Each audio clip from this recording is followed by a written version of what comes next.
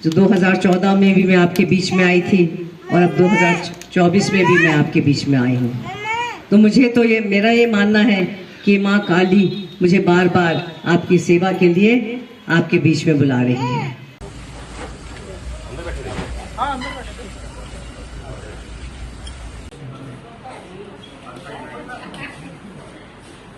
छुट्टी करी, स्कूल नहीं गए?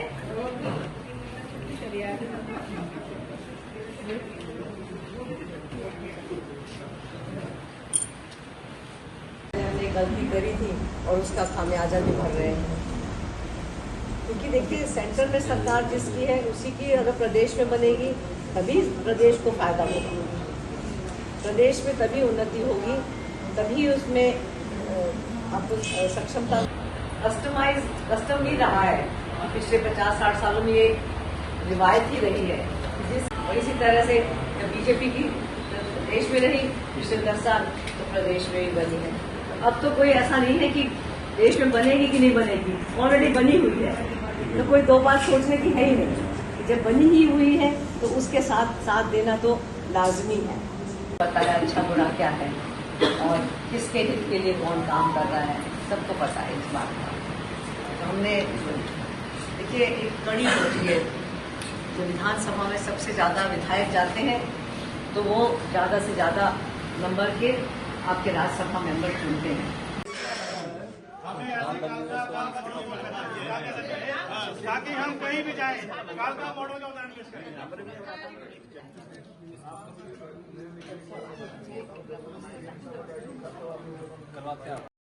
माता की बहन शक्ति रानी, शक्ति रानी, बहन शक्ति रानी, बहन शक्ति रानी आगे बढ़ो, बहन शक्ति रानी आगे बढ़ो।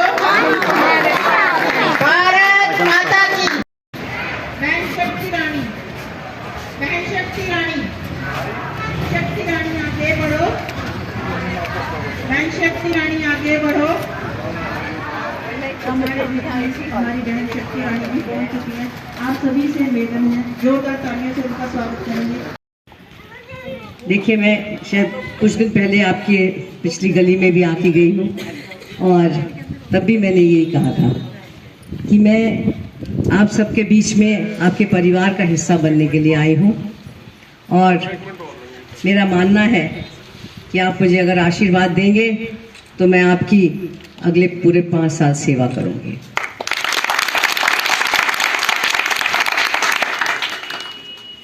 भारतीय जनता पार्टी ने मुझे आपके बीच में नुमाइंदगी करने के लिए भेजा है और मैं उनका भी दिल की गहराइयों से धन्यवाद करती हूं कि जिन्होंने मुझे इस लायक समझा कि मैं आप सबके बीच में आके आपकी सेवा करूं।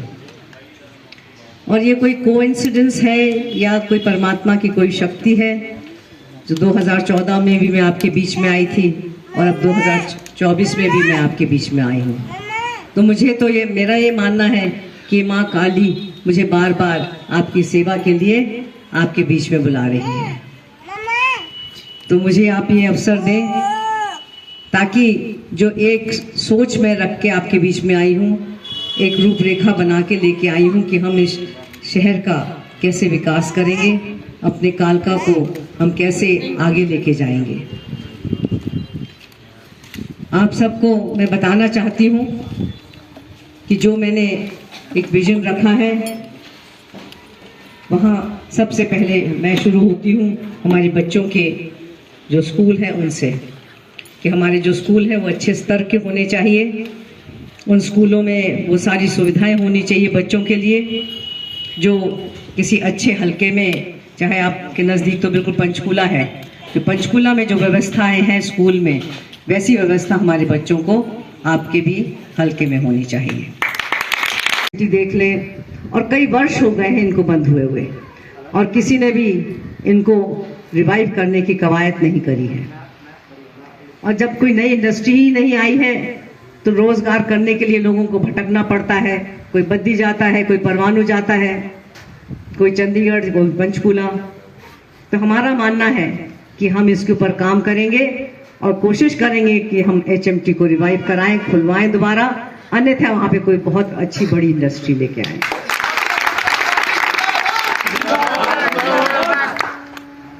इसी के साथ हमारे मूलभूत सुविधाएं जो हैं उनको दुरुस्त करना है, और उनमें है बिजली, पानी और सड़क और आपकी सफाई व्यवस्था। देखिए, घर में सबसे पहले आप जब दिनचर्या अपनी शुरू करते हैं तो उसके लिए आपको पानी से शुरू करते हैं ना, सुबह जाके मुंह धोने के लिए पानी चाहिए आपको। अगर नल में पानी नहीं है तो आपका जीवन ही व्यर्थ लगता है कि सुबह उठते ही अगर इस चीज की हमारे को कमी महसूस होती है तो आपको लगता है कि जीवन में हम नाकाम हो रहे हैं। बिजली भी इसी तरह से है। बिजली की व्यवस्था हर चीज के लिए चाहिए, क्योंकि आज हम तकनीकी दिशा में बढ़ रहे हैं। हर चीज के लिए बिजली की आवश्यकता है। आपके फोन जो एक माध्यम है आपका कम्युनिकेशन का, वो भी चार्ज नहीं होता है अगर बिजली ना हो तो। बिजली, पंखा, आपके फ्रिज है, जो भी आपकी जरूरत की चीजें हैं, हर चीज के लिए बिजली आवश्यक है। और अगर मैं सड़क की बात करूं तो वो सबसे अहम है, कि उसी सड़क से सुबह आप घर से निकलते हैं, आपके बच्चे और आपके पति काम पे जाते हैं, आप जो महिलाएं काम करती हैं वो भी उसी सड़क से जाती हैं और रात को उसी सड़क से वापस आती हैं। अगर वो सड़क चलने लायक ना हो तो आप खुद समझ सकते हैं कि कितनी दिक्कत होती है। कितनी बार आप कोसते होगे, पता नहीं किस किस को कोसते होगे आप, जितनी देर आप उस सड़क पर चलते हो। तो मैं ये कहना चाह रही हूँ आपको कि ये सुविधाएं देने के लिए हम आपको वचनबद्ध हैं, क्योंकि ये सरकार का फर्ज है कि आपको ये सारी सुविधाएं आपके घर में मिले। इस सुविधाओं के लिए आपको किसी से कहना नहीं चाहिए या मांगना नहीं चाहिए। ये सरकार का दायित्व बनता है कि आपको ये सारी चीजें मुहैया हो। तो मैं बतौर मेयर 4 साल जो मैंने काम किया है अम्बाला में, इन चीजों का मुझे भली भांति एक्सपीरियंस है कि कैसे इन चीजों को दुरुस्त किया जा सकता है। लांबा जी आपके पास बैठे हुए हैं, MC आपके पास बैठे हुए हैं, इनके साथ मिलके, इनके कंधे से कंधा मिला के ये सारी चीजें हम आपको दुरुस्त करके देंगे। जो कमी कोई रह गई है उनको भी पूरी करेंगे। हार्दिक शर्मा जिंदाबाद, हार्दिक शर्मा जिंदाबाद, भारतीय जनता पार्टी मनोज शर्मा जिंदाबाद,